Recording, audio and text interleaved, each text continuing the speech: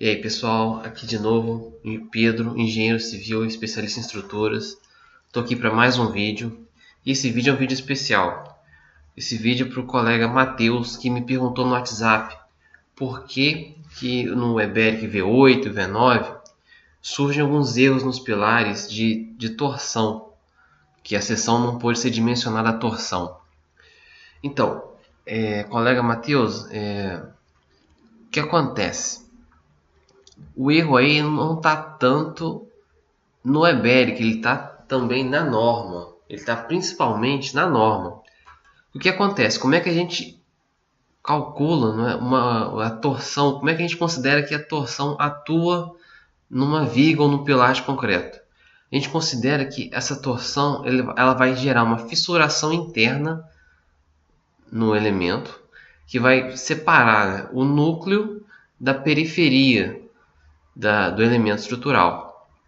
E nisso a gente só vai considerar no cálculo realmente essa periferia da estrutura como estando colaborando para combater os esforços de torção. Essa aqui é uma seção retangular cheia, a gente na verdade vai calcular uma seção retangular vazada. O cálculo, a distribuição das tensões aqui seria similar ao que a gente vê em resmate na torção em seção vazada de parede fina. Então, para a gente fazer o cálculo, a gente tem que descobrir qual que é o valor dessa espessura da parede, né? Que é o que a norma chama de HE. Qual que é a espessura efetiva, né? Que vai estar efetivamente combatendo os esforços de torção.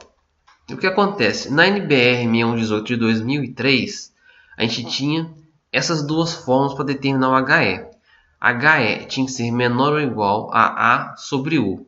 O que é A? É a área da seção cheia. No nosso caso aqui, 40 por 15, A vai ser 600 centímetros quadrados. U é o perímetro da seção cheia. Então, 40 mais 15, 55, vezes 2, 1,10. É o que a gente tem aqui. Então, A sobre 1 vai ser 5,45. Então, HE tem que ser menor ou igual a 5,45.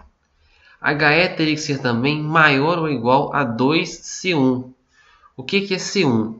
C1 é a distância entre o eixo da barra longitudinal do canto, ou seja, pode ser essa barra aqui, essa de cá, tem que ser as barras longitudinais de canto. Então, se eu tenho uma barra aqui no meio, ela não é de canto. Se eu tenho uma barra aqui em cima, ela não é de canto.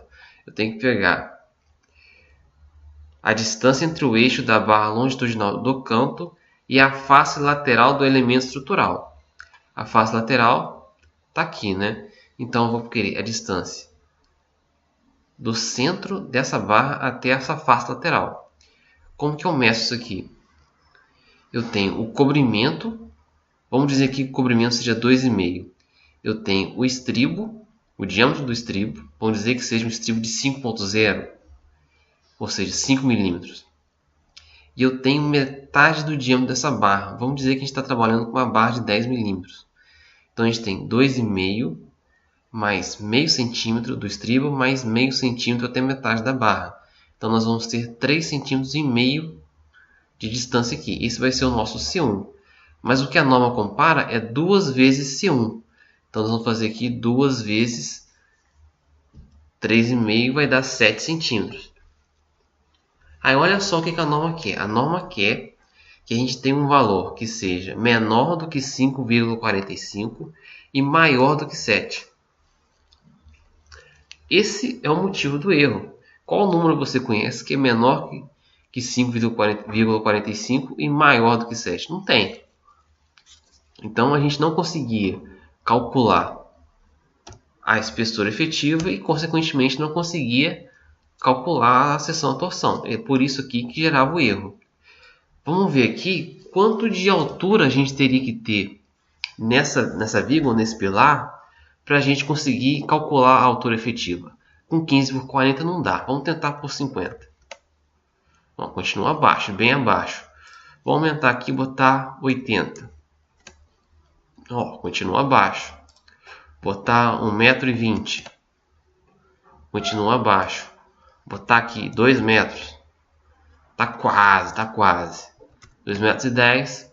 Só para uma altura de 2,10 m, que a viga ou pilar de 15 de largura, vai só com 2,10 m, né, na dimensão maior, né, da seção, que a gente consegue passar uma viga ou um pilar de largura 15, né, a torção pela norma antiga.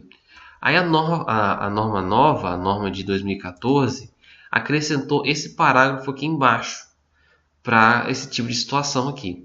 Ela diz que caso A sobre U resulte menor que 2C1, pode-se adotar HE igual a A sobre U menor ou igual a BW menos 2C1. E aqui nós temos BW, que é a largura, menos 2C1. BW aqui é 15, menos 2C1, que é 7, 8. Então nós vamos adotar HE igual a A sobre U, 5,45. E ele tem que ser menor do que BW menos 2C1, ou seja, menor do que 8. Então o HE que vai ser utilizado no cálculo é 5,45. Agora sim a gente tem um valor de espessura efetivo e agora sim a gente vai poder prosseguir com o dimensionamento. Por isso que o EBERIP V10 não dá esse tipo de erro de torção. Aí você pode perguntar, poxa, mas por que um sobrado é uma coisa com 2 andares ali, o esforço de vento muito pequeno, por que ele está dando esforço de torção no pilar? O que acontece? O EBERIP ele calcula pelo modelo de pórtico espacial. Nesse modelo, todos os nós da estrutura eles têm 6 graus de liberdade. Eles podem se deslocar de 6 formas diferentes. E nisso, todos os elementos da estrutura acabam tendo 6 esforços, acabam sofrendo esforço normal, né, compressão ou tração, cisalhamento em 2 direções, momento fletor em 2 direções, torção. Todos os esforços acabam aparecendo em todos os elementos estruturais. Então acabam surgindo esforços não usuais nesses elementos. Lógico que esses esforços, normalmente, eles são muito baixos. Só que, nesse caso da torção, né, qualquer esforço baixo que surgir, o elemento não vai conseguir dimensionar. Né? Se você tiver algum caso no V10 mesmo, ou em alguma versão anterior, que você queira mostrar que está dando esse erro de torção, a gente pode tentar analisar mais a fundo qual que é o motivo de estar surgindo esse esforço de torção, se for um esforço considerável. Não é?